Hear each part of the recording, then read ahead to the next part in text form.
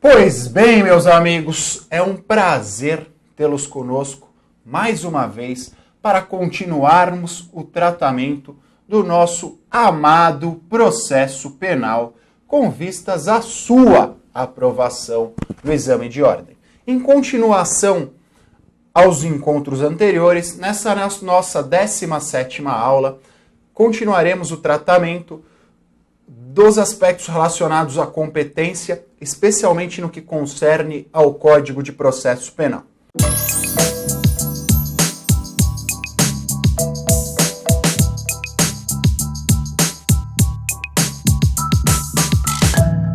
Então, meus amigos, na aula passada eu falei dos aspectos relacionados à competência determinada pelo lugar da infração, a primeira forma de competência disposta no CPP, artigo 69, inciso 1 e artigo 70 e artigos 70 e 71 do Código de Processo Penal. Começaremos a análise agora da competência determinada pelo domicílio ou residência do réu, conforme disposições dos artigos 72 e 73 do Código de Processo Penal. Senhores, diz o artigo 72, não sendo conhecido o lugar da infração, a competência regular-se-á pelo domicílio ou residência do réu. Então, em primeiro lugar, eu gostaria que vocês atentassem ao seguinte. Nesta circunstância, a competência determinada pelo domicílio do réu ou pela sua residência é uma competência subsidiária em relação à competência determinada pelo lugar da infração. Por quê? Quando não for conhecido o lugar da infração, só nesta circunstância a competência será determinada pela residência ou domicílio do réu, meus amigos.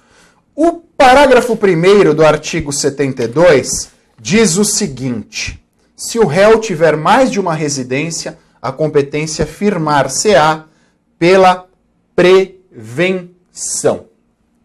No que tange à prevenção, faremos a análise específica dela nos nossos próximos encontros. Além disso, meus amigos, nós temos uma outra possibilidade. Vislumbrem a seguinte circunstância. Não é possível determinar o local da infração, Aí a competência será determinada pelo domicílio do réu. Acontece o seguinte, supondo que sejam vários os coautores, os responsáveis pela prática do crime, e cada qual tenha um domicílio diverso. Qual será a solução nesta circunstância?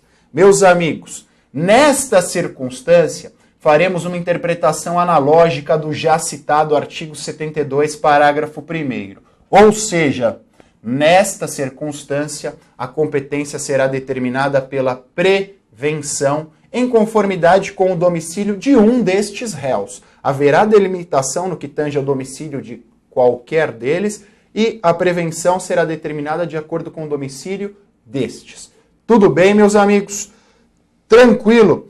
O parágrafo 2º diz o seguinte, do artigo 72. Se o réu não tiver residência certa ou for ignorado o seu paradeiro, será competente o juiz que primeiro tomar conhecimento do fato. Então, quando o réu não tiver residência certa ou for ignorado o seu paradeiro, nestas circunstâncias, será competente o juiz que primeiro tomar conhecimento dos fatos. A par de tudo o que eu disse aos senhores até agora, é necessário que saibamos a regra do artigo 73 do CPP. Diz o referido artigo: nos casos de exclusiva ação privada, o querelante poderá preferir o foro de domicílio ou da residência, ainda que conhecido o lugar da infração. Então, meus amigos, aquela regra da subsidiariedade, a qual fiz menção no começo deste nosso bate-papo, dizendo que, regra geral, lugar da infração. Subsidiariamente, quando não for conhecido o lugar da infração, teremos a competência determinada pelo domicílio ou residência no réu. Esta é uma regra relativa às ações penais públicas. Por quê? No que tange às ações penais privadas, e faço uma breve pausa neste instante para lembrá-los, Já falamos nos nossos encontros anteriores sobre as ações penais públicas e sobre a ação penal privada. Faço remissão aos senhores a esta aula. Pois bem, meus amigos, voltando ao tópico principal desta aula.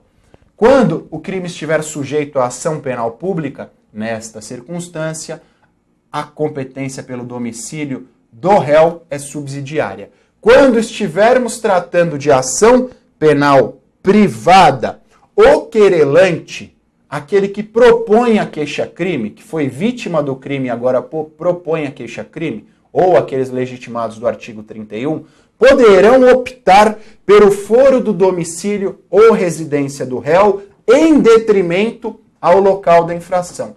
Então, resumindo, é um crime sujeito à ação penal privada. Nesta situação, o querelante ou aqueles legitimados extraordinários do artigo 31 do CPP poderão optar pelo domicílio ou residência do réu em detrimento ao lugar da infração que é conhecido. Então, o Código de Processo Penal dá ao querelante esta possibilidade. E por que o Código de Processo Penal dá ao querelante essa possibilidade? Porque, em tese, não há interesse público no julgamento desta questão, desta ação. Por conta dessa situação, o titular da ação penal poderá optar pela melhor forma para exercê-la. É uma possibilidade que o Código de Processo Penal confere ao querelante excepcionalmente. Tudo bem, meus amigos? Então, no que tange à hipótese do 72 e do 73, competência determinada pelo domicílio do réu, nós temos essas duas possibilidades. A subsidiariedade ou, no caso da ação penal privada, a opção realizada por ele. São estas as informações, meus amigos. Ok? Vamos ao próximo tema a ser debatido na aula de hoje, que é a competência determinada pela natureza da infração. Artigos 69, inciso 3 e 74 do Código de Processo Penal. Uma ressalva.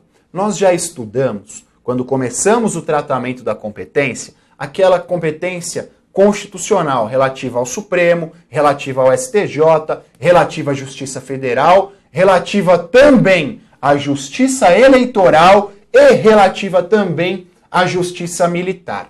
Nestas circunstâncias, Justiça Militar e Justiça Eleitoral, também temos hipóteses de competência em razão da natureza da infração, tratadas na Constituição Federal. Aqui, no artigo 74, temos outra forma de competência em razão da natureza da infração. A competência relacionada ao tribunal do júri. Todos os senhores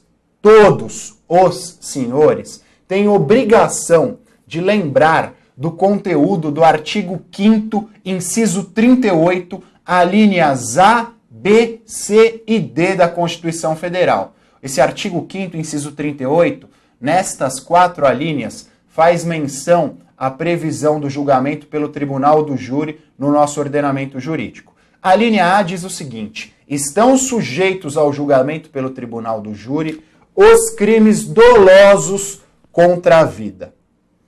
E o artigo 74 complementa essa previsão. Então, quando houver a prática de um crime doloso contra a vida, nestas circunstâncias, se dará o julgamento pelo tribunal do júri, em conformidade com o artigo 74, e mais à frente nós estudaremos também as normas que dispõem sobre o procedimento do júri. Neste momento ficaremos restritos à competência.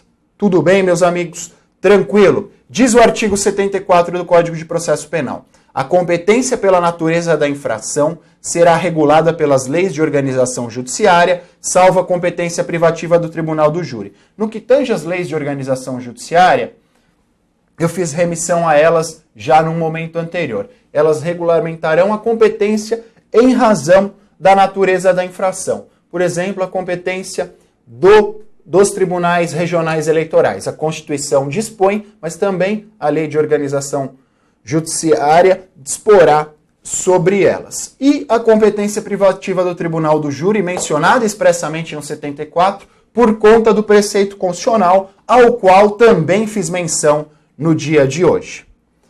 O parágrafo 1º do 74 diz o seguinte: compete ao tribunal do júri o julgamento dos crimes previstos entre os artigos 121 e 127 do Código Penal, na sua forma consumada ou na sua forma tentada. Reitero, atentem ao seguinte: consumado ou tentado. Tudo bem, quanto a isso, tranquilo. Eu gostaria que vocês lembrassem do seguinte: desde que dolosos, crimes culposos, estes crimes aqui dispostos, quando culposos, não estão sujeitos ao julgamento pelo tribunal do júri. Reitero, mais uma vez, artigo 5º, inciso 38, a linha A da Constituição. Compete ao tribunal do júri o julgamento dos crimes dolosos contra a vida.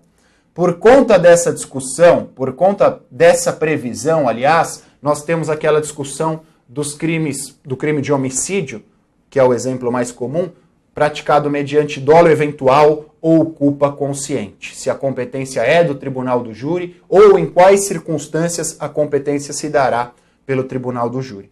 Para o melhor deslinde desta questão, remeto aos senhores a nossa aula de direito penal, onde eu falo dos elementos do crime, especificamente dos elementos do fato típico, do dolo e da culpa, onde eu apresento as distinções entre o dolo eventual e a culpa consciente. Isso vai ajudá-los nessa distinção.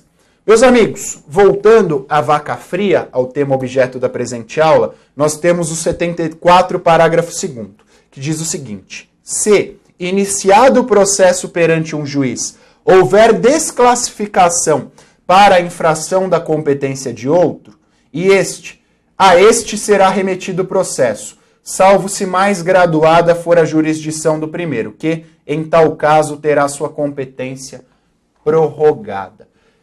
74, parágrafo 2º, faz menção à questão da prorrogação de competência. Faz menção à prorrogação de competência.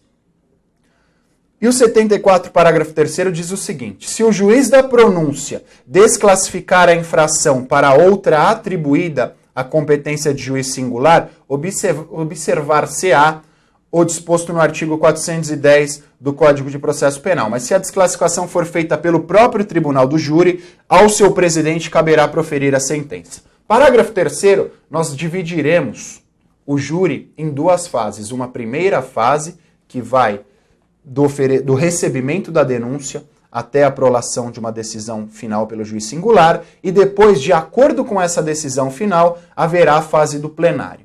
Então, se a desclassificação se der pelo juiz singular na primeira fase do tribunal do júri, haverá a remessa deste processo ao juiz competente. Contudo, caso a classificação pelo tribunal do júri, no procedimento relativo ao tribunal do júri, se dê em plenário pelos jurados, após a submissão aos jurados dos quesitos estes entendam pela desclassificação do crime, nesta circunstância caberá ao juiz presidente o julgamento da causa. Então, no que tange ao júri, nós temos duas fases. Desclassificação na primeira fase, o processo é remetido ao juiz competente. Desclassificação no plenário, o juiz presidente vai julgar, ter a sua competência prorrogada para o julgamento deste crime.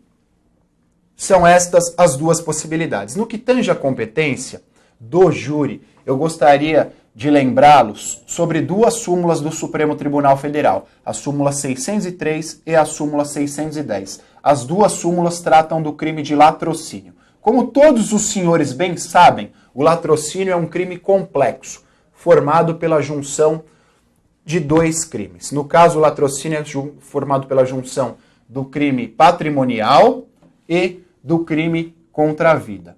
O crime de latrocínio é o roubo qualificado pelo resultado morte. É a morte utilizada como meio para a subtração. Essa morte pode ser anterior à subtração e pode ser posterior à subtração, desde que ela seja praticada com vistas à subtração. Meus amigos, Nós temos duas questões relativas a essas duas súmulas. Em primeiro lugar, em tese, são 2 os bens jurídicos penais tutelados. O latrocínio está no 157, parágrafo 3º, no capítulo dos crimes contra o patrimônio. Apesar disso, por ser crime complexo, são 2 os bens jurídicos penais tutelados: o patrimônio e a vida.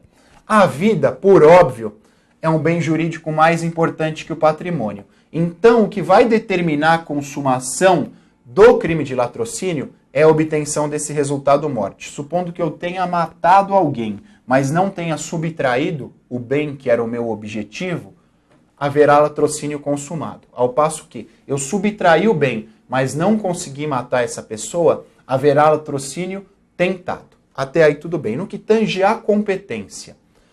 A competência do artigo 5º, inciso 38, a linha A, que fala do julgamento pelo júri dos crimes dolosos contra a vida, está em conformidade com a legalidade penal e processual penal. De acordo com essa circunstância, só compete ao júri o julgamento dos crimes dolosos contra a vida. E o latrocínio não é crime doloso contra a vida. Ele está no capítulo dos crimes patrimoniais. Em virtude dessa situação, a competência para julgamento do crime de latrocínio será do juízo comum e não do tribunal do júri. Competência do juízo comum e não do tribunal do júri. Tudo bem, meus amigos? Eram estas as informações principais relativas à competência em razão da matéria ou em razão da natureza da infração. Eu já abordei de forma mais aprofundada no começo do tratamento do tema competência cada uma destas formas. Aqui foi só complementar. E no que tange ao procedimento do júri especificamente, nós trataremos nas próximas aulas, às quais os senhores já têm acesso. Foi um prazer poder contar mais uma vez com a participação de vocês e é um prazer ainda maior poder contribuir com a aprovação de vocês no tão sonhado exame de ordem. Peço gentilmente que compartilhem a nossa aulinha. Ademais, peço que curtam a nossa página no Facebook, GTUSP. Um grande abraço, galera. Valeu, tchau!